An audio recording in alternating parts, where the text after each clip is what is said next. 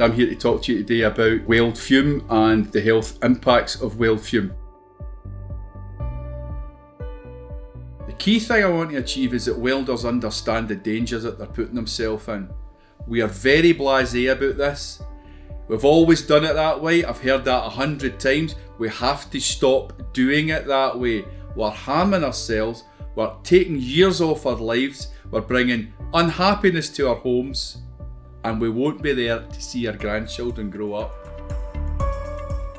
It first became an issue for me when large numbers of my members started coming to me complaining about having runny noses and nippy eyes and sore throats. Before then I just thought, it's maybe they're in a place with too much pain, but actually it was consistent and some of the guys were getting it all the time. I subsequently found out they were getting it all the time because they had become sensitised to these fumes and dusts, and it was causing an allergic reaction effectively to them. So I had to look into that further. And the more I looked into it, the more I became extremely concerned. Cancers that you can get through exposure to welding fume are cancer in the nasal septum, throat cancers, stomach cancer, cancer of the bowel, cancer of the kidneys, cancer of the liver, cancer of the bladder, and out it goes. So I think you can see if you're ingesting these ultrafine particles, if you're getting them into your body, you're putting your body at risk. If you're a welder, you are 44% more likely to have lung cancer than an ordinary member of the public. You are 8 times more likely as a welder to develop early onset Parkinson's disease than an ordinary member of the public. I personally believe that this issue is going to be at least as big as asbestos. So let's not spend the amount of time it took for the asbestos campaign to get traction and come to a result. Let's get it done now.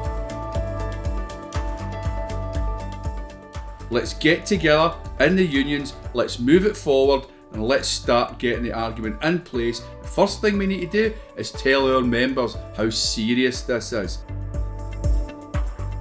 The death of my members is generally somewhere between 71 and 75.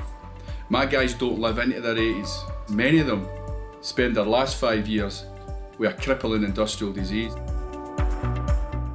It's actually really simple to solve most of these problems, and they involve good engineering controls and the proper RPE. It's as simple as that. I want the campaign to get this out to every single person involved, wholly or partially involved with welding.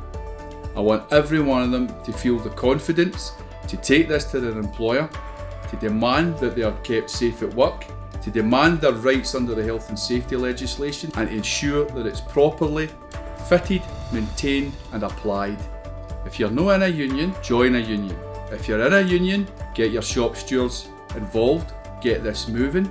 If you're getting impact, pushback from your employer, support each other and insist that you are not going to your work to sell your life to make a profit.